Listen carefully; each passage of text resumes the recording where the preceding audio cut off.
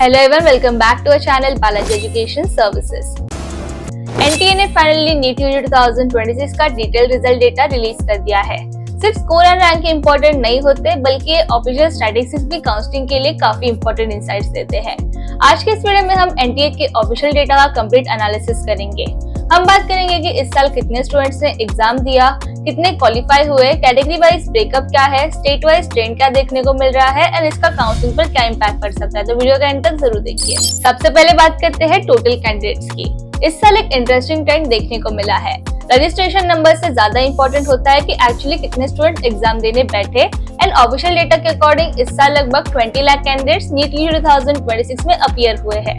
इनमें से करीब 3000 candidates NRI, OCI and foreign national category से थे। अगर जेंडर डिस्ट्रीब्यूशन देखें तो इस साल भी फीमेल कैंडिडेट्स की पार्टिसिपेशन मेल कैंडिडेट से काफी ज्यादा रही। ऑफिशियल डेटा के हिसाब से लगभग 60% candidates female and 40% candidates mail थे। अप्रोक्सीमेट नंबर्स की बात करें तो करीब 13 lakh female candidates and 9.5 lakh male candidates exam में अपीयर हुए। अब कैटेगरी वाइज रजिस्ट्रेशन डेटा देखते हैं। ऑफिशियल फिगर्स के अकॉर्डिंग जनरल कैटेगरी में 6,66,536 रजिस्टर्ड कैंडिडेट्स थे।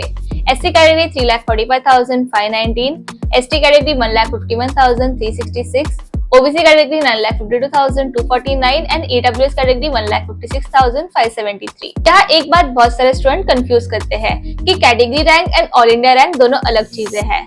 तो अगर किसी स्टूडेंट की एससी कैटेगरी में कोई पर्टिकुलर रैंक है तो उसका मतलब ये है कि वो सिर्फ एसटी कैटेगरी के कैंडिडेट्स के बीच उस पोजीशन पर है। लेकिन काउंसलिंग के टाइम सबसे इम्पोर्टेंट ऑल इंडिया रैंक होती है। रिजर्वेशन का बेनिफिट कैटेगरी के अकॉर्डिंग मिलता है, लेकिन counselling process primarily all India rank के बेसिस पर ही चलती है। एनटीए ने लैंग्वेज वाइज डेटा भी रिलीज किया है। इस साल भी मेजॉरिटी स्टूडेंट ने इंग्लिश मीडियम चूज किया। लगभग 18 लाख कैंडिडेट्स ने इंग्लिश में पेपर अटेम्प्ट किया है, जबकि करीब 3,45,000 स्टूडेंट्स ने हिंदी मीडियम में एग्जाम दिया। ये क्लियरली दिखाता है कि इंग्लिश अभी भी नीट एस्पिरेंट की सबसे प्रेफर्ड लैंग्वेज बनी हुई है। अब बात करते हैं एक इम्पोर्टेंट सेक्शन की, यानी registered versus appeared versus qualified candidates. NTA ने कैटेगरी वाइज ये भी बताया कि कितने स्टूडेंट रजिस्टर्ड हुए, कितने एक्चुअली एग्जाम देने आए हैं, उनमें से कितने क्वालिफाई हुए। सबसे पहले बात करते हैं ओबीसी कैटेगरी की। ऑफिशियल डेटा के अकॉर्डिंग ओबीसी कैटेगरी में 9,52,249 कैंडिडेट्स रजिस्टर्ड थे। इनमें से 8,43,272 कैंडिडेट्स एग्जाम में अपीयर हुए एंड 5,14,063 कैंडिडेट्स क्वालिफाई हुए। अब एससी कैटेगरी की बात करें तो यहाँ 3,45,519 कैंडिडेट्स थे। इनमें से 3,41,115 कैंडिडेट्स एग्जाम में अपीयर हुए एंड 1,68,873 कैंडिडेट्स क्वालिफाई हुए। एसटी कैटेगरी में 1,51,366 रजिस्ट्रेशन हुए। इनमें से 1,44,610 कैंडिडेट्स एग्जाम में अपीयर हुए एंड 63,716 कैंडिडेट्स क्वालिफाई हुए। जनरल कैटेगरी में 6,66,536 कैंडिडेट्स रजिस्टर्ड थे। इनमें से 5,69,808 कैंडिडेट्स एग्जाम में अपीयर हुए एंड 2,91,133 कैंडिडेट्स क्वालिफाई हुए। वही ईडब्ल्यूएस कैटेगरी में 1,56,573 कैंडिडेट्स रजिस्टर्ड थे। इनमें से 1,53,693 कैंडिडेट्स एग्जाम में अपीयर हुए एंड 95,266 कैंडिडेट्स क्वालिफाई हुए। वही वो कैंडिडेट्स है जो अब नीट यूजी 2026 काउंसलिंग प्रोसेस में पार्टिसिपेट करने के लिए एलिजिबल होंगे। अगर person with benchmark disabilities category की बात करें तो ऑफिशियल डेटा के अकॉर्डिंग रजिस्टर्ड कैंडिडेट्स थे 9,893, उसमें से अपीयर हुए 8,912 एंड क्वालिफाइड है 366। ये भी ऑफिशियल स्टैटिस्टिक्स का एक इम्पोर्टेंट पॉइंट है। अब सबसे इंटरेस्टिंग कंपैरिजन देखते हैं। पिछले साल टोटल 12,36,531 कैंडिडेट्स नीट क्वालिफाई हुए थे एंड इस साल ये नंबर 11,22,185 रहा। यानी पिछले साल की कंपैरिजन में क्वालिफाइड कैंडिडेट्स के नंबर्स में लगभग 1 लाख से ज्यादा का ड्रॉप देखने को मिला है। ये काउंसलिंग के पर्सपेक्टिव से एक बहुत इंपॉर्टेंट ऑब्जर्वेशन है। ध्यान देने वाली बात ये भी है कि दूसरी तरफ एमबीबीएस एंड दूसरे मेडिकल कोर्सेज के सीट्स हर साल बढ़ रहे हैं एंड नीट सिर्फ एमबीबीएस के लिए ही नहीं, बल्कि BDS, BAMS, BHMS, PUMS, veterinary and दूसरे मेडिकल कोर्सेज के एडमिशन के लिए भी मैंडेटरी एंट्रेंस एग्जाम है। इसी वजह से अगर काउंसलिंग के लेटर राउंड्स में सीट्स वेकेंट रहती है तो पॉसिबिलिटी है कि कुछ courses, specially dental and Ayush courses के लिए क्वालिफाइंग क्राइटेरिया में रिलैक्सेशन देखने को मिल सकता है। हर कैटेगरी को कंपेयर करें, चाहे जनरल हो, ओबीसी हो, एससी हो या एसटी, लगभग सभी कैटेगरीज में क्वालिफाइड कैंडिडेट्स के नंबर्स पिछले साल के कंपैरिजन में कम हुई है। अब देखते हैं स्टेट वाइज ट्रेंड, क्योंकि काउंसलिंग के टाइम ये डेटा काफी इंपॉर्टेंट रोल प्ले करता है।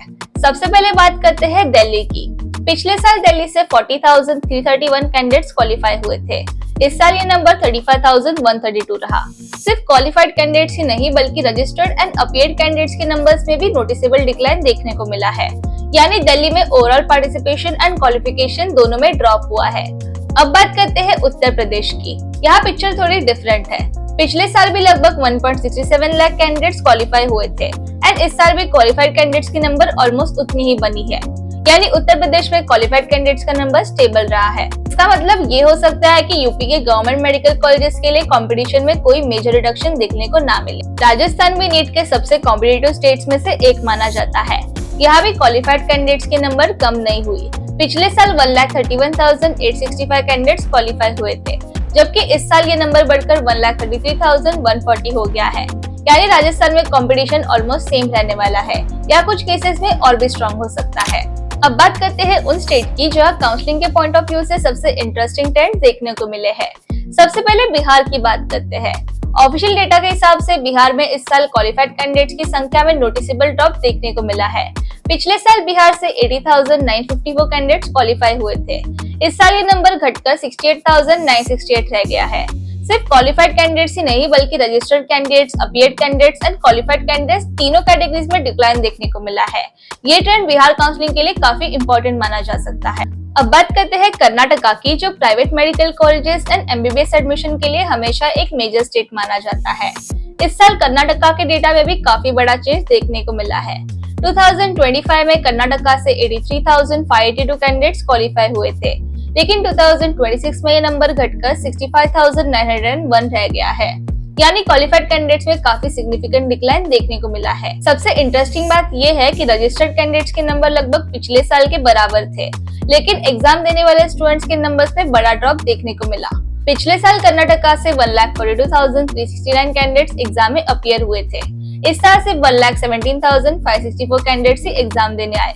यानी रजिस्ट्रेशन ऑलमोस्ट सेम रहा, लेकिन अपीयर्ड कैंडिडेट्स का नंबर काफी कम हो गया, जिसकी वजह से क्वालिफाइड कैंडिडेट्स के नंबर्स भी नोटिसेबली रिड्यूस हुई। अब महाराष्ट्र की बात करते हैं। नीट के बाद महाराष्ट्र काफी डिस्कशन एंड कंट्रोवर्सीज में भी रहा था। ऑफिशियल डेटा के अकॉर्डिंग महाराष्ट्र में भी registered, appeared and qualified candidates तीनों नंबर में डिक्लाइन देखने को मिला है। 2025 में महाराष्ट्र से लगभग 1.27 लाख कैंडिडेट्स क्वालिफाई हुए थे। इस साल ये नंबर घटकर 1,07,304 रह गया, यानी करीब 20,000 क्वालिफाइड कैंडिडेट्स कम हुए हैं। अगर अपीयर्ड कैंडिडेट्स देखें तो पिछले साल 2,42,858 कैंडिडेट्स एग्जाम में बैठे थे। इस साल ये नंबर घटकर लगभग 2.11 लाख रह गई। ये भी एक सिग्निफिकेंट ड्रॉप है जो काउंसलिंग ट्रेंड को इम्पैक्ट कर सकता है। वेस्ट बंगाल में भी क्वालिफाइड कैंडिडेट्स के नंबर पिछले साल की कंपैरिजन में कम हुई है। 2025 में यहाँ 59,188 कैंडिडेट्स क्वालिफाई हुए थे। इस साल ये नंबर 52,746 रहा। यानी वेस्ट बंगाल में भी ओवरऑल क्वालिफाइड कैंडिडेट्स का नंबर रिड्यूस हुआ है। अगर ओवरऑल ट्रेंड देखा जाए तो ज्यादातर मेजर स्टेट में क्वालिफाइड कैंडिडेट्स के नंबर्स में डिक्लाइन देखने को मिला है। दिल्ली, बिहार, कर्नाटका, महाराष्ट्र एंड वेस्ट बंगाल जैसे स्टेट में क्वालिफाइड कैंडिडेट्स पिछले साल के कंपैरिजन में कम हुए हैं। लेकिन उत्तर प्रदेश एंड राजस्थान दो ऐसे मेजर स्टेट है जहां क्वालिफाइड कैंडिडेट्स के नंबर्स में कोई मेजर डिक्लाइन देखने को नहीं मिला।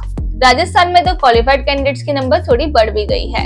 इसका मतलब ये है कि काउंसलिंग के दौरान हर स्टेट का कंपटीशन अलग अलग ट्रेंड फॉलो कर सकता है। अब काउंसलिंग के दौरान सबसे इम्पोर्टेंट होगा कि आप सिर्फ अपनी रैंक ही नहीं बल्कि state wise competition, category trends and available state को भी ध्यान में रखकर प्रेफरेंस फिलिंग करें। ये पूरा एनालिसिस एनटीए के ऑफिशियल रिलेटेड डेटा पर बेस्ड है एंड काउंसलिंग शुरू होने के बाद actual cut offs and allotment के साथ पिक्चर और क्लियर होगी। तो आज की इस वीडियो के लिए इतना ही। नेक्स्ट वीडियो के लिए चैनल को सब्सक्राइब जरूर कीजिए एंड वीडियो अच्छा लगा तो do like, comment and share. I will see you next video. Thank you.